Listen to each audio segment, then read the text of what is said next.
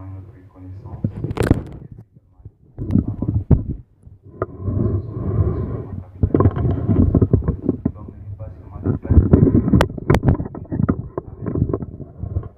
La semaine dernière, on a parlé de chercher le bien, pas vraiment nous au mal. Et ce matin, le Seigneur a bien voulu que nous puissions encore parler d'autre chose. Et ce qui est important pour nous, c'est, comme nous l'avons vu déjà il y a cela quelques jours, l'enseignement sur le dernier temps et sur ce que nous devons faire en tant qu'enfants de Dieu. Donc ce matin, nous allons prendre notre Bible, aller dans le livre d'Éphésiens, lire quelques passages qui doivent plus nous encourager en tant qu'enfants de Dieu à nous préparer. Parce que nous sommes en train de vivre les derniers temps, nous voyons plein de choses que la Bible a annoncées, bien prédit, qui s'accomplissent chaque jour, que nous voyons, que nous écoutons. Et il est temps pour que nous ne puissions pas être surpris par ces choses. Donc, pour nous en tant qu'enfants de Dieu, parce que le Seigneur a dit qu'il vient préparer le plat et j'y reviendrai pour chercher. Nous ne savons pas à quel moment. Lui-même dit qu'il ne sait pas l'heure, à quel moment il viendra prendre son église. Et il est temps pour nous que nous puissions nous appliquer afin que nous ne puissions pas être surpris. Amen. Nous avons vu dans l'enseignement, les préparations, les combats et plein de choses qui se préparent et qui doivent arriver ou bien qui sont déjà qui se passent. Mais le monde ignore toutes ces choses. Mais si le Seigneur a permis que nous puissions apprendre ces choses, il est bien pour que nous puissions nous appliquer et être prêts à continuer à accomplir l'œuvre de Dieu tout en attendant l'accomplissement de la volonté de Dieu à travers ces révélations qui nous avons écoutées il y a quelques semaines. Amen. Donc nous allons lire le livre d'Éphésiens chapitre 6 à partir du verset 10. Nous allons lire jusqu'au verset 20.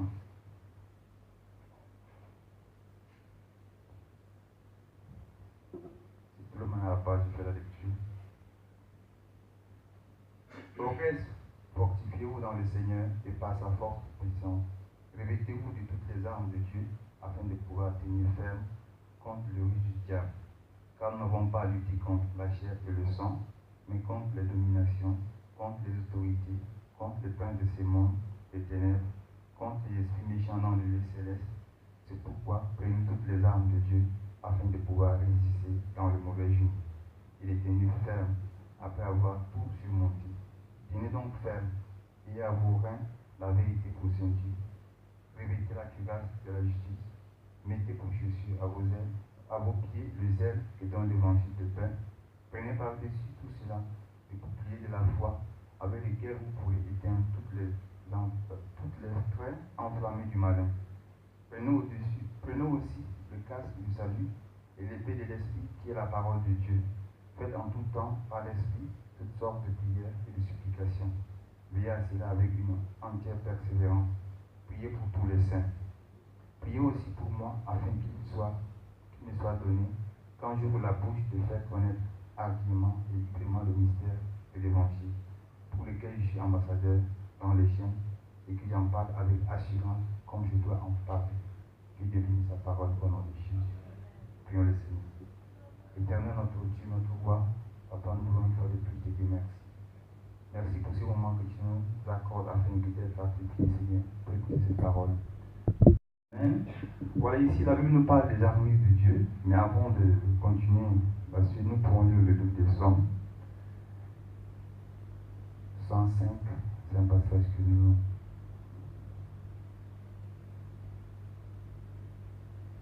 119 de verset 105 plutôt.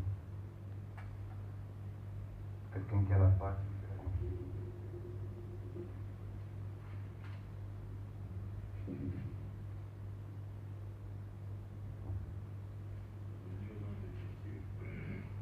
Ta parole est une lampe à mes pieds et une lumière sur mon sentier. Amen. Amen. Ta parole est une lampe à mes pieds et une lumière sur mon sentier. Ici, c'est le psalmiste qui dit. Et si nous revenons sur cette parole, si la Bible nous parle des armures, nous voyons ici, la Bible fait allusion à cette parole à plusieurs reprises, afin que nous ne puissions pas, en tant qu'enfants de Dieu, ignorer ces choses, parce que tout ce que nous pouvons faire ne part que de la parole de Dieu. Et comme je faisais référence tout à l'heure aux enseignements que nous avons écoutés concernant le combat des derniers temps, les choses qui doivent arriver concernant la fin des temps, sur l'eschatologie que nous avons entamée, nous voyons ici tout est référencé à travers la parole. Les révélations ont été écrites Et ils ne font que se révéler encore davantage. Dieu ne cesse de révéler encore davantage son peuple. C'est des choses que Dieu a utilisées son peuple dans l'Ancien Testament. Et Jésus a dit qu'il est venu pour l'accomplir. Nous voyons que la réalisation de ces choses que Dieu avait annoncées comme des visions, comme des paroles simples, ça s'est concrétisé au fur et à mesure dans le Nouveau Testament. Et ça continue encore de nos jours. Mais malgré toutes ces choses qui ont été écrites, que Dieu a continué à se manifester et que ça continue encore à se manifester aujourd'hui, nous voyons que l'ennemi a tellement aveuglé le siècle de ce monde pour que les gens ne puissent pas comprendre ces choses. C'est pourquoi la dernière fois nous avons abordé le terme concernant de chercher le mal, le bien et non le mal. Nous voyons qu'aujourd'hui, le mal est apprécié comme un bien. C'est-à-dire tout ce qui est, c'est-à-dire insensible. Les hommes sont devenus insensibles. Ils sont devenus cruels. Aujourd'hui, on peut trouver des gens qui tuent sans même se rendre compte que, c'est-à-dire, la vie n'a d'importance. Et toutes ces choses, ça ne dépend pas d'eux. C'est la volonté, c'est-à-dire humaine, c'est-à-dire charnelle, qui n'a rien à voir avec ce qui est spirituel. Ça n'a rien à voir avec la volonté de Dieu. Dieu n'a pas créé l'homme pour que l'homme puisse être vraiment cruel, qu'il puisse être insensible vis-à-vis de son prochain. Lui, Dieu a créé l'homme pour que l'homme puisse l'adorer, parce que la mission cruciale, primordiale de l'homme, c'est la vie. L'homme a été créé pour adorer Dieu, puisque Lucifer était celui qui était chargé de glorifier Dieu, mais comme il s'est révolté, il a perdu cette place, Dieu a fait de rien l'homme de la poussière afin que celui-ci puisse continuer à le glorifier. Et ce qui va vraiment créer la jalousie de Lucifer, parce que, sachant que l'homme qui a été créé de rien va vraiment prendre sa place, donc il va utiliser toutes les stratégies afin de pouvoir arracher cette poussière, de reprendre ses pouvoirs, c'est-à-dire de chercher à reprendre sa place, mais ça ne sera plus possible. Et ce qui va faire que l'homme va perdre encore une fois de plus ses pouvoirs que Dieu lui a donnés. Mais Dieu a manifesté son amour à son égard pour que l'homme ne puisse pas continuer à rester dans cette position de la perdition. Mais Christ est venu afin de nous ramener et de nous redonner encore ses pouvoirs. C'est pourquoi la vie qu'il est revenu. Il a séjourné, il a allé jusqu'à dans le séjour de mort pour répandre. Donc il n'y a rien qui est au-dessus de ce que Christ avait accompli par rapport à sa mission. Il a repris que ce soit l'autorité sur la mort que l'homme avait perdu, puisque l'homme était appelé à être, c'est-à-dire éternellement, mais il a perdu parce qu'en mangeant le fruit, il est devenu mortel. Mais Jésus est venu pour lui donner encore cette possibilité à l'homme d'avoir cette vie éternelle. C'est pourquoi l'apôtre Paul dit que la mort pour lui c'est un gain, parce que pour lui c'est un passage, c'est juste une étape. Il passe de l'état physique à l'état spirituel. Donc, parce que c'est normal, parce qu'après, il a été dit dans sa parole que l'homme, la mort, il est réservé à un homme de mourir et après quoi vient le jugement. Donc, on doit passer tous par la mort pour arriver à l'objectif initial.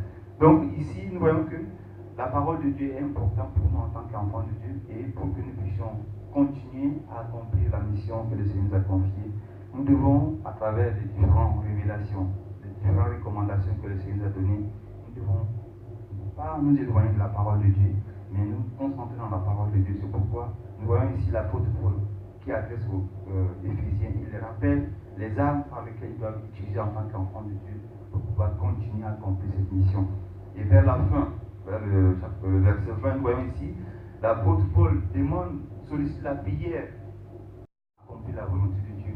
Et nous voyons que l'apôtre Paul qui sollicite la prière parce qu'il sait que c'est un peu difficile pour lui de pouvoir continuer cette tâche, de continuer à accomplir la volonté de Dieu. Il va demander la prière. Et ce n'est pas un hasard quand nous lisons ces passages. La recommandation du Seigneur, c'est que nous devons continuer à accomplir sa parole. Sa parole, c'est-à-dire qui consiste à prêcher, à insister, à porter l'évangile que lui il est venu. Il a prêché. La Bible dit qu'il est allé de lui en lieu prêcher le royaume des cieux. Et en prêchant le royaume de Dieu, il y avait des signes et des prodiges qui l'ont accompagné afin de pouvoir accomplir cette volonté que Dieu lui a confiée. Et la Bible a dit, avant de partir, il va également léguer cette recommandation. Il va léguer cette tâche à chacun de ceux-là que Dieu a choisi. Et il va leur dire d'aller également de continuer à annoncer l'évangile, de continuer à prêcher la parole de Dieu, de continuer à faire des disciples, à ramener encore ceux qui ne sont pas dans la bergerie, comme il le dit dans l'évangile de Jean, le chapitre 10, qu'il est vraiment le bon berger, qu'il est la porte de la bergerie. Donc, c'est lui qui, c'est-à-dire le bon berger, dont le brebis écoute sa voix et le suit. Et il veut également, comme il n'est pas là pour qu'il y ait encore d'autres bergers qui continuent à accomplir cette même tâche. Et là, il dit dans Jean, que nous venons de lire, chapitre 15, verset 16, que ce n'est pas un hasard, bien aimé. Si nous nous retrouvons dans la maison de Dieu, si nous nous retrouvons en tant qu'enfants de Dieu, ce n'est pas un hasard. Soit parce que nous sommes issus d'une famille chrétienne, nous sommes issus d'un milieu chrétien, ou bien nous avons été choisis, ou bien nous avons été invités, ou bien quoi que ce soit, mais ce n'est pas un hasard. Elle dit que ce n'est pas nous qui avons choisi. Peu importe de quelle manière tu es arrivé à connaître Dieu, à connaître Jésus-Christ, mais tu dois savoir que ce n'est pas un hasard, c'est Dieu qui t'a choisi. Et il t'a choisi pourquoi? C'est pour que tu puisses continuer à accomplir cette volonté. Paul, dont on fait référence ici, a dit que lui qui était un ennemi de Dieu, c'est-à-dire lui qui persécutait les chrétiens, lui qui mettait les chrétiens en prison, qui arrêtait, il partait pour arrêter les enfants d'Israël, les enfants de Dieu, et il a dit que c'est sur la route de Damas que Dieu l'a saisi pour qu'il puisse vraiment désormais arrêter sa mission de continuer à persécuter l'Église pour devenir désormais celui qui doit apporter cet évangile. L'évangile dont nous parlons, on parle de la bonne nouvelle qui a été annoncée. Donc Jésus était venu pour apporter la bonne nouvelle. Et cette bonne nouvelle, aujourd'hui, beaucoup ignorent. Quand on parle de la bonne nouvelle, beaucoup de personnes trouvent comme c'est des paroles vides qui n'ont pas d'importance, alors que cette parole a vraiment d'importance dans la vie de plusieurs personnes. Et Dieu continue à manifester. Dieu continue à se révéler. Cette même parole dont beaucoup ignorent aujourd'hui, dont l'ennemi a essayé d'endurcir le cœur pour que les hommes ne puissent pas écouter. Donc aujourd'hui, l'ennemi a endurci le cœur pour que aujourd'hui les hommes soient hostiles à l'écouter, ne soient pas intéressés. Il utilise toutes les stratégies, les distractions, tout ce qu'il faut pour pouvoir nous dissuader les hommes que Dieu a créés à son image afin qu'ils puissent continuer à accomplir sa volonté. Mais pour nous, en tant qu'enfants de Dieu, qu'est-ce qu'on doit faire? On doit se référer également, comme l'apôtre Paul a dit. Nous que Dieu a fait grâce pour qu'aujourd'hui nous avons ce privilège de connaître ces vérités, nous ne devons pas nous taire, nous ne devons pas garder silence, nous ne devons pas dire que voilà, nous ne sommes pas au courant de la situation ou bien de ce qui doit arriver. La révélation que nous avons écoutée dans nos enseignements, la Bible a dit des choses dans ces temps et qui est en train de se produire. Et c'est à nous de pouvoir continuer à porter, de rester ferme et de continuer à être motivé, d'être déterminé à avancer et continuer à accomplir la volonté de Dieu.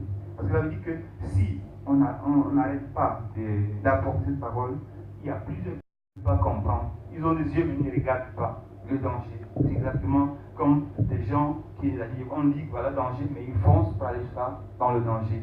Ils ont des oreilles, on leur parle de ne pas faire ceci, mais ils le font parce que les oreilles ne les servent pas. La Bible dit qu'ils ont des oreilles, mais ils n'entendent pas. Ils ont des yeux, mais ils ne voient pas. Donc il est important pour nous que nous puissions pas se laisser dissuader par ce que l'ennemi utilise. Parce qu'il sait bien que ce n'est pas suffisant pour lui. Parce que c'est pas le fait qu'on a encore, Jésus-Christ n'est pas encore revenu, il ne va pas permettre à ce que tous ceux-là qui ont dit oui, amen à Christ, de pouvoir aller facilement. Donc il essaie de les dissuader, il essaie d'utiliser toutes les stratégies pour pouvoir vraiment les empêcher ou bien de les détourner.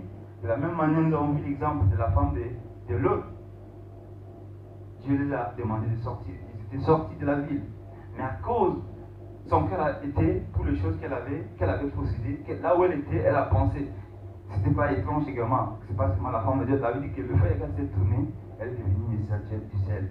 Et c'est pas seulement la femme de l'autre. Quand nous voyons même les enfants d'Israël, quand ils sont sortis, malgré la souffrance, ils étaient des esclaves. Quand on voit le film, comment ils ont souffert en Égypte, le fait même qu'on les chicotait, le fait que Moïse a commencé à dire que voilà, laisse le peuple d'Israël pour qu'il vienne servir son Dieu.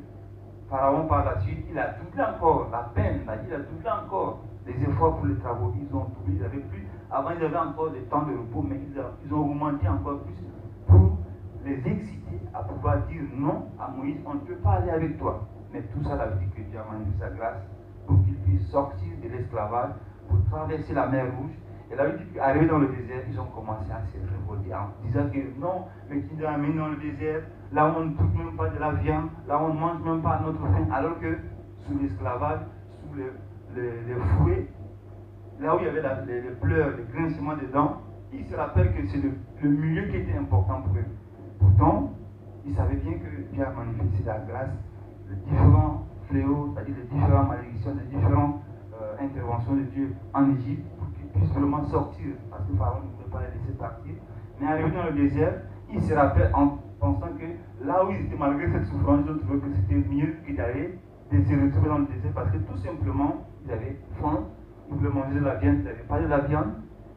Le temps de patienter, peut-être que Dieu pouvait intervenir, puisque c'est lui qui les a fait sortir. Mais ils ont commencé à critiquer Moïse, parce qu'il les a amenés dans le désert pour ne rien trouver. Ils les a amenés dans le désert parce qu'ils ne peuvent plus manger, ils peuvent trouver de quoi. La Bible dit Alors que la Bible dit qu'il devait aller dans la terre promise, là où vraiment il y avait tout. Il y avait tout, et il y a certains, beaucoup d'entre eux n'ont pas atteint la terre promise parce qu'ils se sont endurcis le cœur. Ils ont continué à penser en arrière, ils ont continué. Parce que la Bible dit que tous ceux-là qui avaient plus de 20 ans, qui sont sortis d'Égypte, tous ceux qui avaient plus de 20 ans n'ont pas atteint la terre promise. Tout simplement parce que, comme on dit aujourd'hui, étant majeur déjà, on a des pensées négatives en disant on connaît tout, on est déjà suffisant, on est déjà capable. Donc, ils ont commencé déjà. Tous ceux-là qui ont continué à écouter, à se révolter, la vie qu'ils n'ont pas pu atteindre la terre promise, tout simplement parce qu'ils avaient toujours des pensées en arrière. Ils continuent sur la pensée à l'Égypte, parce qu'en Égypte, voilà c'est cela. Et ils oubliaient le bien que Dieu avait promis pour eux. De la même manière, aujourd'hui, nous voyons Christ est venu apporter l'évangile, la bonne nouvelle. Il a apporté, c'est-à-dire la promesse de Dieu concernant la vie éternelle. En le suivant, voilà, on passe de la mort à la vie éternelle. Pas seulement de la mort physique, c'est-à-dire on passe de la mort, c'est-à-dire physique, à la mort, c'est-à-dire on passe de la mort physique et également de la mort éternelle, parce qu'il y a deux morts que les hommes ignorent, parce qu'en passant de la mort physique, il y a la seconde mort qui nous attend encore, qui est la mort éternelle. Parce que si ton nom ne te retrouve pas dans le livre de vie, la vie que tu seras jeté dans la géhenne pour l'éternité. Et c'est là où c'est la seconde mort. Mais malgré tout ça, aujourd'hui, il y a beaucoup qui ignorent, ils pensent que non, même si, en tout cas, tant pis, même si je n'arrive pas à le faire, je préfère. C'est-à-dire c'est mon choix. Aujourd'hui, le livre habite là aussi bien que d'autres vont dire que c'est mon choix de dire non, de choisir ce que je veux faire. Mais ils oublient le danger à la fin. Et nous voyons l'exemple également à travers les évangiles. La Bible parle de Lazare et de l'homme riche qui, au départ, il était bien, il avait tout ce qu'il est, mais à la fin, il s'est retrouvé, quand il était mort, la Bible dit qu'il a commencé à crier parce que là où il était, il ne pouvait pas, tout en demandant que Abraham puisse envoyer, dire à ses frères qui sont restés pour ne pas qu'ils puissent arriver ici. Il a dit qu'il y a des hommes qui continuent à annoncer l'évangile. S'ils écoutent, ils vont échapper. Mais s'ils n'écoutent pas, ils le suivront. Donc voilà ce qui concerne l'évangile. L'ennemi continue sur le cœur, bien que la parole de Dieu est annoncée, bien que la parole de Dieu continue à être prêchée. Mais l'ennemi continue à dissuader. Pas seulement, nous savons, il y a beaucoup de témoignages qu'on a écoutés. Je me rappelle avec un de frères aussi en Christ, on travaillait tout le temps ensemble au pays. Un jour où il a eu la révélation, où l'ennemi est venu, il dit que le jour où tu vas chuter, tu vas, parce que tout le temps il a mis dans la prière. Donc il utilise toutes les stratégies pour dissuader. Et beaucoup d'hommes occultistes qui ont passé par les pratiques occultes, quand ils donnent des témoignages à travers leurs pratiques vis-à-vis des enfants de Dieu, ça veut dire que tous ceux-là qui ont passé par travers ces pratiques, ils donnent le témoignage que l'ennemi ne cherche pas à lutter, à combattre les chrétiens qui sont faibles. C'est-à-dire ceux qui se disent chrétiens du nom et qui sont faibles, qui ne sont pas vraiment, qui ne le dérangent pas, ils ne le cherchent même pas parce qu'il sait qu'à tout moment, il peut se servir. À tout moment, il peut faire ce qu'il veut. À tout moment, il sait que c'est les gens qui sont là, demain ils peuvent partir, demain ils peuvent tourner le dos. Si aujourd'hui on leur dit de réunir Christ pour tel, automatiquement ils vont le faire. Parce qu'il sait que c'est les gens qui ne sont pas dangereux, bien, c'est les personnes qui ne sont pas dangereuses, qui ne sont pas hostiles pour lui. Et il n'essaie même pas de chercher. Mais il combat plutôt ceux-là qui sont persévérants, ceux-là qui sont vigilants, ceux-là qui sont déterminés, qui se disent, en tout cas, moi, je ne peux pas faire marche en arrière. Moi, je ne peux pas encore penser à l'Égypte. Je ne peux pas penser encore à cette vie ancienne. Tu cours vers l'objectif, comme l'apôtre Paul dit, tu chantes, tu cours afin de vraiment prendre le prix, de gagner le prix.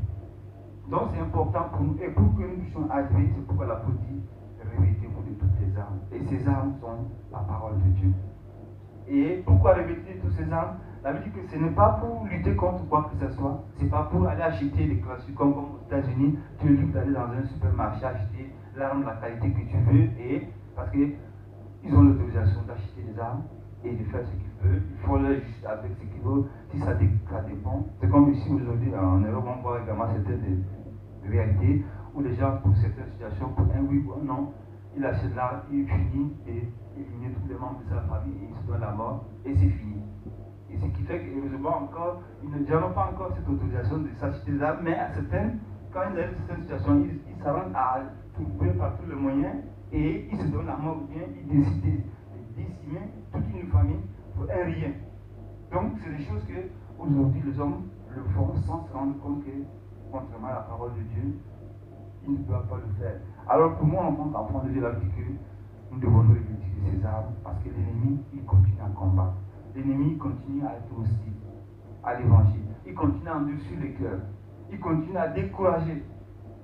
On est là, on continue à prêcher. Vous allez trouver des personnes qui vous allez continuer à parler de la parole de Dieu et ils te diront toujours non. Ils te diront toujours ça ne m'intéresse pas. Ils te diront toujours ça ne me plaît pas. Ils te diront toujours je ne suis pas prêt. Pourtant, les témoignages, Dieu a intervenu. Et ces mêmes personnes, quand il y a une petite situation, peut-être en pleine nuit, il va voir seulement peut-être un cafard qui passe sur lui. Vous allez voir comment il va crier pour appeler même Dieu. Même un petit cafard qui passe, tu le verras, il va appeler Dieu, mon Dieu, mon Dieu. Mais quand tu lui parles, là, voilà ce que Dieu a fait pour toi, ce que Dieu attend de toi. Tu le parles vraiment avec humilité, d'une manière, il te dira que non, en tout cas, ça ne m'intéresse pas. En tout cas, cette philosophie, en tout cas, non, ça c'est l'histoire des hommes. Mais il suffit seulement qu'un cafard passe la nuit sur cette personne, vous allez voir sa réaction. Devant cette situation, il reconnaît qu'il y a quand même un être suprême qui est là, il y a quand même un Dieu qui est là. Donc c'est une situation que le quotidien, que les hommes, des fois, ils oublient. Mais cela ne doit pas nous empêcher, nous en tant qu'enfants de Dieu, de nous revêtir de ces armes, de rester sur ferme, de continuer à œuvrer. Parce que la Bible dit que en ayant ces armes, cela nous permet d'être prêts de la même manière comme le soldat qui est prêt à aller à la bataille. Nous voyons aujourd'hui avec l'opération Vigipirate, les militaires sont toujours sur les arrêts et ils sont prêts à tirer pour tout mouvement, ils sont prêts à intervenir parce qu'ils ont été formés de cette manière. Mais par contre, quand nous voyons les polices municipales, ils sont là, c'est juste qu'ils passent pour voir si les véhicules sont bien positionnés, ils essaient de... Chacun a sa tâche, ils ne sont pas prêts. Si aujourd'hui, quelqu'un sort avec une arme pour voir, et puisqu'ils ne sont pas préparés pour affronter, ils vont plutôt appeler ceux qui sont préparés pour cela. C'est pourquoi pour nous, en tant qu'enfants de Dieu, nous devons être prêts. Parce que l'ennemi, il a dit qu'il rôde comme un lion. Il n'est pas un lion, mais il rôde, il essaie d'utiliser. C'est-à-dire qu'il essaie d'imiter le lion, c'est-à-dire qu'il essaie d'effrayer afin de nous dissuader. Et aujourd'hui, ce n'est pas qu'il se présente en tant que lion, ou bien comme on a l'habitude de voir des fois dans des réactions, des films, des dessins, on dessine le diable avec les cornes, avec la queue, pourquoi, et puis toujours noir qui vient. Le diable ne se présente pas de cette manière. Ce n'est pas de cette manière, bien aimé, parce que si le diable se présentait de cette manière aujourd'hui, beaucoup allaient dire qu'ils allaient. Mais le diable ne se présente jamais de cette manière. Il ne se présente jamais de cette manière, c'est-à-dire revêtu de noir, ou bien tout noir, avec des cornes, avec une longue queue, je ne sais pas quel genre de queue, mais ce n'est pas de cette forme, bien aimé. Il utilise différentes manières pour pouvoir dissuader les enfants de Dieu, pour pouvoir les empêcher. Des fois, même dans l'église, en plein culte, en plein message, vous allez voir des gens en pleine prédication, ils sont là en train de dormir. Au moment où la parole de Dieu commence, au moment où Dieu est en train de parler, il passe avec il souffle un vent de sommeil et les gens sont en train de dormir. Alors que si c'est le moment de louange ou autre chose, ils sont éveillés, mais quand c'est le moment capital où Dieu se révèle, il les fait endormir pour que ces moments, quand Dieu parle, ils ne puissent pas écouter, ils ne puissent pas bénéficier de ce que Dieu a préparé pour eux. Donc il utilise plusieurs stratégies, soit c'est la fatigue, soit c'est aujourd'hui, par exemple en Europe, on voit que le temps est compliqué, il y a la neige, il y a le froid, il y a la chaleur. Quand il fait chaud, aujourd'hui il fait très chaud, je ne peux pas me déplacer parce que si je me déplace, j'aurai des problèmes.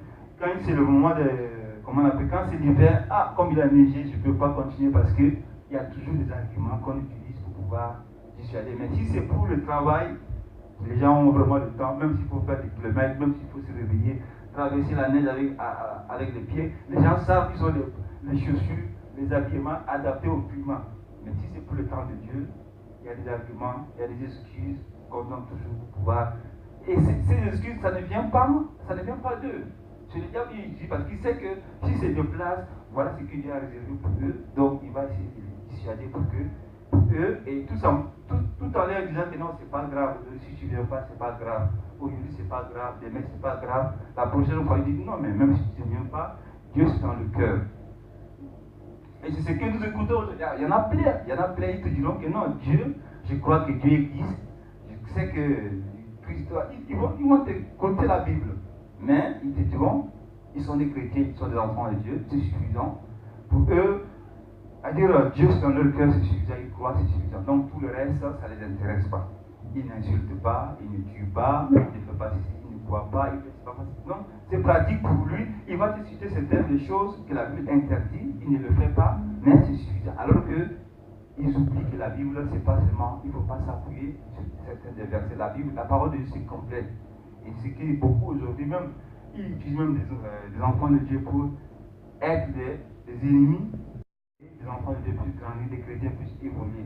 Il y a plusieurs exemples que nous voyons aujourd'hui avec l'évolution, avec le monde intellectuel, que nous, ou bien avec, surtout avec l'éducation que nous acquisons aujourd'hui. Ils vont te raconter des choses que si tu ne laisses pas l'Esprit de Dieu t'enseigner, et ce qui est important, et nous avons toujours écouté, il faut toujours être à l'écoute du Saint-Esprit. Parce que tout ce qu'on peut dire sur le Saint-Esprit ne te convainc pas pour cela, bien aimé, ne cherche même pas. Même l'apôtre Paul le dit, même si les gens viennent te parler, c'est cela, voilà. Tant que ce n'est pas vraiment inspiré de Dieu, tant que ce n'est pas inspiré par le Saint-Esprit, qui actuellement, c'est lui qui est le vrai enseignant, c'est lui qui révèle les choses, ne te laisse pas induire en erreur, bien aimé. Il y a la parole de Dieu qui est là, si ça a été dit, et ne te fie pas seulement, parce que l'ennemi se sert également de la parole de Dieu pour pouvoir également dissuader, comme nous l'avons vu au temps où il a amené Christ pour le temps qu'il a dit qu'il a cité la parole de Dieu. Il savait que Jésus avait gêné, il avait faim, il était affaibli. Et c'est à ce moment, il sait que c'est au moment où la chair est fatiguée. La chair a besoin d'être fortifiée, d'être ressourcée. Il doit manger, il doit boire pour vraiment avoir la force. C'est à ce moment il se présente, mais là, dans la parole de Dieu, il est dit que tu peux transformer les pierres en pain. C'est vrai. Mais si tout automatiquement il le disait, il tombait dans le piège qu'il avait posé. Parce qu'il savait, en disant ça, il devait il a fait vraiment chercher à s'éloigner de ce qu'il avait dit. Donc, Jésus a compris, il dit que non, l'homme ne fait pas seulement de pain, mais il parle de ça. Amen. Après, il a amené, il a présenté ce dans cette situation qu'aujourd'hui, des fois, pour le manger, pour le vendre, le diable, il dissuade beaucoup des enfants de Dieu pour les empêcher qu'ils puissent vraiment servir Dieu. Il les emmène, des fois à cause de la nourriture, ils tournent le dos à Dieu. Tout simplement parce qu'ils doivent vraiment remplir leurs penses. Pour quelques heures, ce n'est même pas des jours, parce que quand tu manges, tu ne peux pas faire plus de 24 heures. Même si ça fait plus de 24 heures, ça ne sera pas au-delà de 48 heures. Tu dois l'évacuer, parce que ce que tu manges, c'est passager. Mais à cause de ça, ils dissuadent aujourd'hui beaucoup de gens pour pouvoir les empêcher, c'est-à-dire les détourner de la vérité, et ils subissent ces erreurs. Donc, ce qui est important pour nous, c'est vraiment de nous fortifier dans la parole de Dieu, de revêtir toutes ces armes, et ces armes, la Bible dit que c'est la parole de Dieu. Et quand nous avons la parole de Dieu, elle nous permet de marcher, c'est-à-dire elle nous illumine le chemin, elle nous montre par où nous devons aller. C'est comme aujourd'hui on parle de GPS, avant on parlait de boussole, mais aujourd'hui c'est l'actualité, c'est le GPS. Que ce soit avec nos smartphones, des fois quand tu essaies de chercher un endroit, tu n'as pas besoin de demander, tu appuies seulement et le Google Maps t'indique là où tu dois passer, donc c'est-à-dire le GPS t'indique là où tu dois passer, tu ne dois pas te perdre. Donc aujourd'hui, notre GPS c'est le Saint-Esprit, c'est lui qui doit nous guider tous les jours, il doit nous montrer ce qu'on doit faire. Oui, ils ont dit ça, mais vis-à-vis de la parole de Dieu, Saint-Esprit, qu'est-ce que toi tu en penses par rapport à tes situations? Nous devons nous référer à ça. C'est la seule voie qui doit nous empêcher de tomber dans l'erreur et de suivre les hommes. Aujourd'hui, on voit, le diable se sert des hommes de Dieu pour pouvoir entraîner des milliers. Il y a des témoignages que nous avons écoutés concernant certains hommes de Dieu qui ont été des agents du diable. Ils ont entraîné derrière eux des milliers des enfants de Dieu, tout en leur prêchant la parole de Dieu, mais quelque part, ils étaient en train de faire certaines pratiques. Et les autres enfants de Dieu ne savent pas pourquoi ils sont arrivés à cet état. Mais à la fin, ils arrivent quand même à se répandre, puis voilà, c'est une erreur. Et tout simplement, quand on voit la finalité, des fois c'est juste pour se satisfaire leurs désirs charnels, tout simplement pour remplir leurs pensées, tout simplement pour se faire voir. Aujourd'hui, il y a beaucoup, ils veulent se faire voir, tout simplement, ils veulent avoir des renommées pour qu'on puisse parler d'eux. Qu'ils sont vraiment les meilleurs, ou bien ils sont vraiment, ils sont dotés de Dieu lui-même. La dernière fois, une vidéo concernant un homme de Dieu qui essaie de se vanter par rapport à son habillement. C'est-à-dire les vestes, les chaussures, c'est des vestes des milliers d'euros. Des dollars plutôt, c'est pas des c'est-à-dire comme c'est des trucs américains. Il se vante pour lui, sa veste, ça coûte tel $1000. Pour lui, ça n'a rien à voir. Alors que avoir une veste de milliers de dollars par rapport à la parole de Dieu, et quand on essaie de voir la réalité, la vie d'aller jusqu'à discuter la terre, je me rappelle quand René Bonk est allé au Tchad pour prêcher. Et ils nous ont témoigné un peu comment ils ont pu vraiment arriver à avoir vraiment les instruments. Ils n'avaient pas besoin, c'est-à-dire quand ils viennent pour prêcher, ils n'ont pas besoin pour eux, c'est juste que les chrétiens du milieu, ils s'organisent, ils disent oui, on peut venir, ils viennent avec leur matériel. Ils ont les moyens, c'est-à-dire ça leur permet de s'installer. Et c'était toute la capitale, pendant les 3 jours d'évangélisation des campagnes, c'est-à-dire c'est toute la capitale qu'on écoutait la parole de Dieu. C'est-à-dire qu'ils n'avaient pas besoin de quoi que ce soit. Dieu les a vraiment accordé les moyens afin de pouvoir atteindre. Même ceux-là qui sont restés chez eux, ils ont écouté quand même la parole de Dieu. Tout simplement parce qu'ils avaient demandé à Dieu de les aider pour que là où ils partent, Dieu puisse vraiment pouvoir les aider. Donc Dieu a mis à leur disposition les moyens et ils partent pour annoncer l'évangile. Tout simplement d'avoir des personnes et ils n'avaient pas peur. Et ils l'ont fait parce qu'ils avaient demandé à Dieu. Et la responsable de l'intercession nous a donné un témoignage parce qu'il devait aller, je crois, c'était au Kenya ou en Ouganda. Et comme c'est une zone où la terre est rouge, ils ont demandé que Dieu leur donne une voiture de tout terrain dans cette zone. Ils avaient demandé un Toyota de couleur blanche. Et ils priaient que Dieu les a donné. Et pendant la prière, ils demandaient, Dieu les a montré plutôt Toyota couleur marron. Parce qu'eux, ils avaient demandé, bon, pour eux, c'était leur choix. Parce que quand tu demandes à Dieu, je veux tel, tu essaies de décrire. Et Dieu, il sait s'il peut te donner ou pas. Il peut te donner, mais d'une autre manière, ou bien il propose autre chose parce que c'est ce que tu demandes. Ça veut dire que nous demandons, nous recevons parce que nous demandons. Des fois, on demande, mais si Dieu sait que ce qu'il va nous donner, ce que nous demandons, si ça ne doit pas vraiment nous aider, il ne va pas nous donner parce que nous avons mal demandé. Et à la fin, elle a dit que oui, ils ont demandé la voiture de couleur blanche, mais Dieu les a donné la voiture de couleur marron parce que là où ils devaient partir, c'était la terre est rouge. Donc, la couleur blanche, ils allaient arriver avec une voiture tout salie, tout qui ne sera pas beau. Alors qu'avec la couleur que Dieu a proposée pour eux, c'était une couleur qui est adaptée pour le terrain et ça les a permis vraiment d'aller à la mission. Donc, elle nous a expliqué comment être vraiment précis dans la demande, des fois quand on demande des choses pour vraiment s'utiliser pour le Seigneur. Et c'est des exemples qui nous doivent nous aider dans notre vie de chaque jour. Quand on marche avec le Seigneur, on laisse la latitude à l'Esprit de Dieu de nous guider, à l'Esprit de Dieu de nous orienter, à l'Esprit de Dieu de nous inspirer, parce que c'est lui qui est là chaque jour pour nous aider. Et tout cela, cette inspiration ne se trouve que dans la parole de Dieu, dans l'Évangile. Parce que Jésus a dit, il ne viendra pas parler de lui-même. Que cet esprit, le consolateur viendra, il ne parlera de moi. C'est-à-dire, il ne parlera que de Christ. Il ne parlera que de la mission que Dieu a confiée à son Fils et la suite. Christ est venu là, fait accomplir sa mission. Il a légué la tâche en nous recommandant de continuer à accomplir. Et il a dit, voilà le Saint-Esprit, là où nous n'avons pas compris, il est là pour nous enseigner. Et effectivement, quand nous voyons dans l'église primitive, les disciples qui étaient là avec Christ, il y avait des enseignements que Christ avait donnés, qu'ils n'avaient pas compris au départ, mais quand le Saint-Esprit est venu sur eux, ils étaient vraiment, c'est comme si ces gens qui sont réveillés du sommeil, ils étaient éveillés. L'apôtre Pierre, qui a renié Jésus 3 fois, en disant non, je ne connais pas cet homme, ça veut dire que le jour de la Pentecôte, c'est lui qui s'est levé, il a commencé à parler devant plus de 3000 personnes, à prêcher avec assurance. Et si l'apôtre Paul ici demande à la fin, nous avons dit, oui, aussi qu'on puisse prier pour lui, c'est ce que nous devons faire. Pourquoi prier? Parce que pour ceux qui apportent l'évangile, c'est notre tâche de prier pour que Dieu puisse encore davantage. Quand chaque fois on prie que Dieu puisse susciter des ouvriers dans la moisson, c'est parce que c'est vrai que nous savons ce que nous devons faire, mais des fois, il y a la chair qui est là, fatiguée, ou bien découragée, ou bien la peur, l'ennemi, ou bien la chair, on pense qu'on ne peut pas. Et ça c'est naturel. Moïse, quand Dieu l'a choisi, il dit d'aller vers Pharaon, il dit que non, Seigneur, tu sais, je n'ai pas la langue facile. Amen.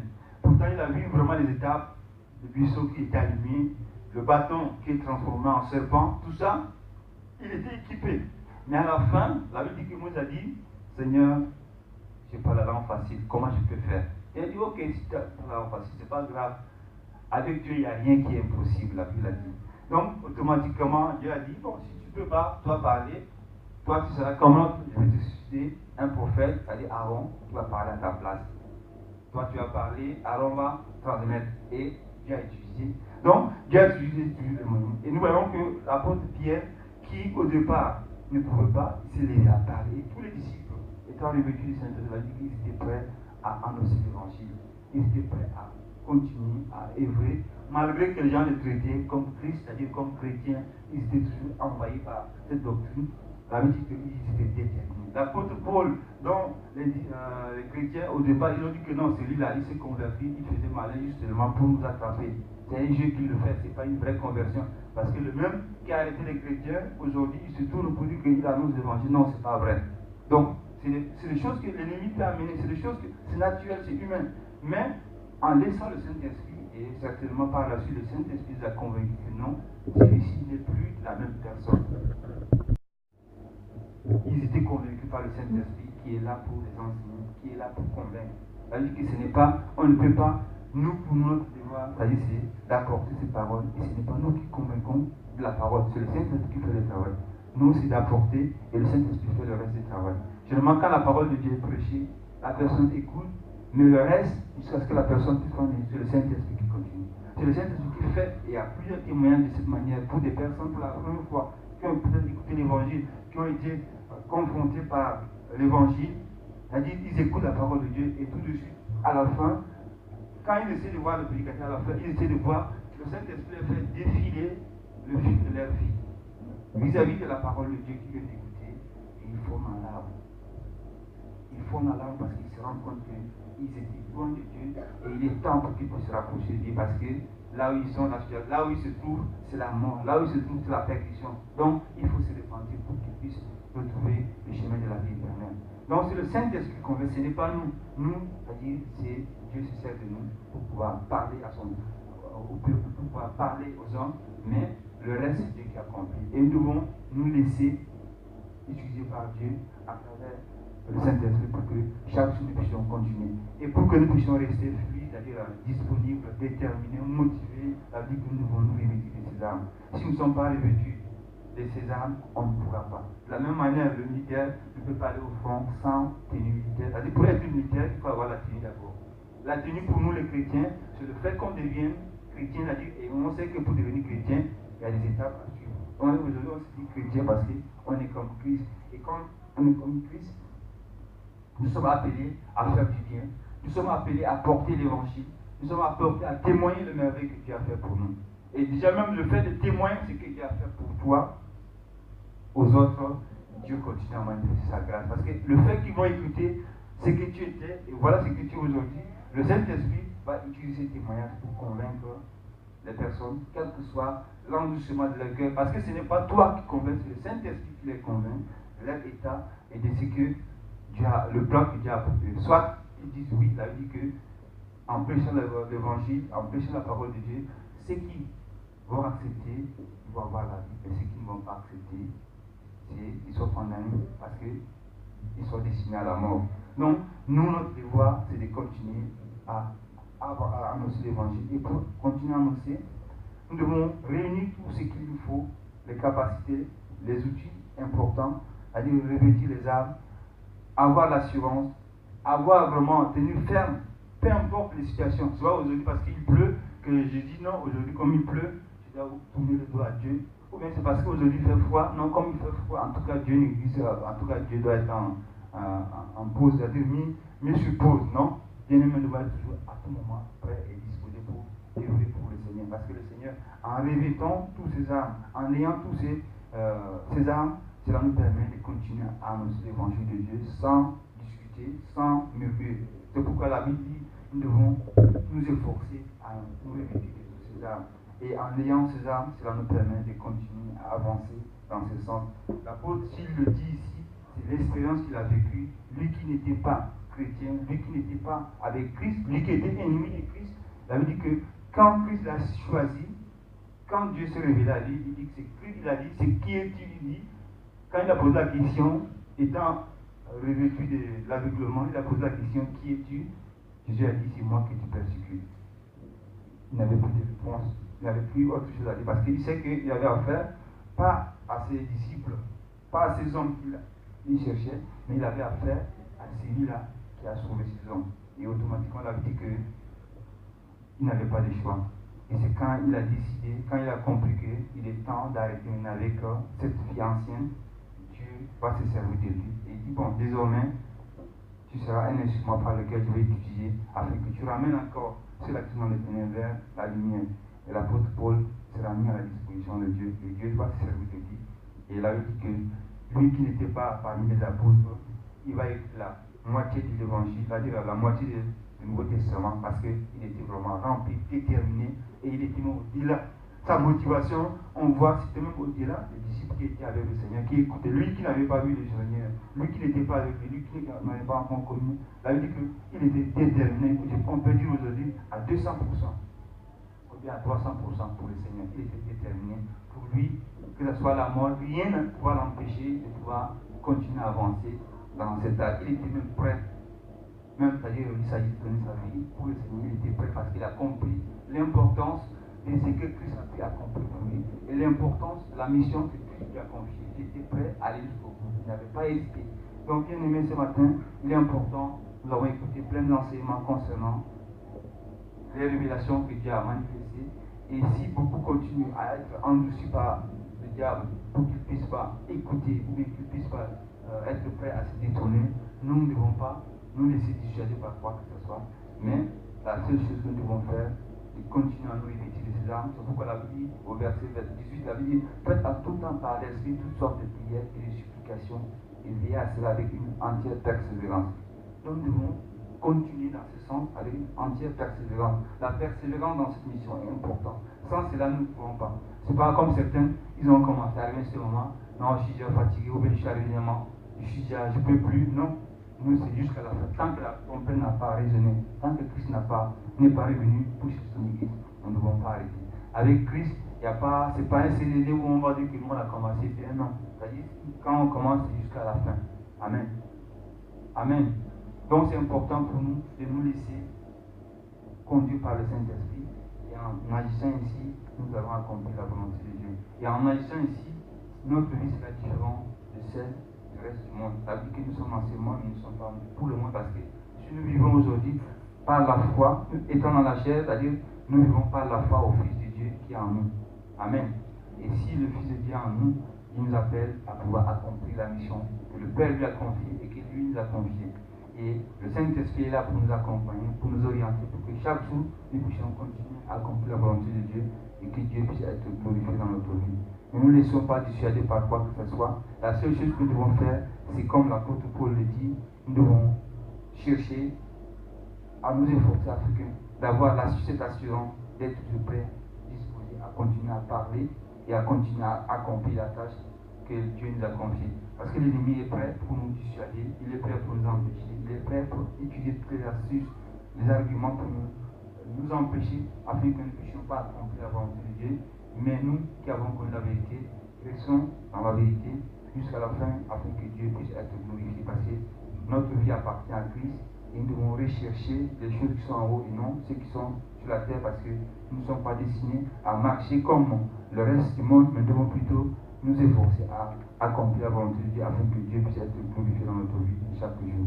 Voilà ce que le Seigneur veut bien que nous puissions vraiment le faire ce matin pour que nous puissions être vraiment le modèle qu'il faut. Et en agissant ainsi, il a dit que nous recherchons, en recherchant ces biens, c'est-à-dire nous sommes en train d'accomplir la volonté de Dieu.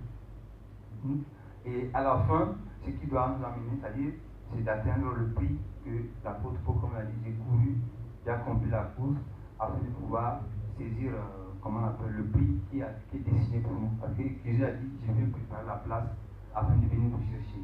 Et pour que nous puissions tous être avec lui, il faut que nous puissions atteindre l'objectif. Il faut que nous puissions gagner, achever la course. Si nous n'avons pas achevé la course, nous ne pourrons pas atteindre. Amen. Nous ne pourrons pas atteindre. Donc, bien aimé, il est important pour nous ce matin de ne pas se laisser dissuader par quoi que ce soit, mais revêtons-nous de toutes les armes, soyons disposés et restons toujours persévérants dans la parole de Dieu. Le Saint-Esprit est là pour nous fortifier, pour nous encourager, afin de pouvoir continuer à accomplir la volonté de Dieu. Et Dieu sera glorifié. Il dira de la même manière, à la fin, voici ma fidèle servante, voici mon fidèle serviteur, la place que je t'ai réservée, afin que tu puisses être vraiment heureux. Ne soyons pas comme de ceux-là qui ont reçu ce talent et qui sont allés cacher en disant oui, je l'ai caché parce que je sais que je ne peux pas. Soyons comme ceux-là qui ont reçu des talents dans les paraboles, dit qui ont fructifié, que le Seigneur dit, bon serviteur, bon servant de Dieu. Amen. Et ainsi Dieu reconnaîtra à travers nous que voilà, nous avons combattu le bon combat. Il sait bien, nous sommes encore dans ce monde, nous avons passé par ce monde parce que Jésus a dit, ce que moi je subis, vous allez subir encore de plus dur. Il a été persécuté, mais il a dit aux disciples qu'ils allaient subir encore de plus dur persécution que ce que lui a subi. Et s'il a dit cela, c'est pour nous mettre en garde, pour que nous ne puissions pas nous tromper quand nous allons passer à travers ces choses, que nous puissions avoir peur ou bien faire marche en arrière, mais nous plutôt aller de l'avant. Il est allé jusqu'au bout de la vie, jusqu'à la mort sur la croix. C'était difficile pour lui, mais il a dit non pas ma volonté, mais Père, que ta volonté puisse s'accomplir. Donc nous, si le Seigneur nous a choisis, nous devons dire comme le Seigneur, non pas ma volonté, mais Seigneur, que ta volonté puisse se réaliser dans ma vie. Amen. Que Dieu puisse être glorifié dans notre vie de chaque jour et que son nom soit glorifié. Que Dieu bénisse sa parole au nom de Jésus.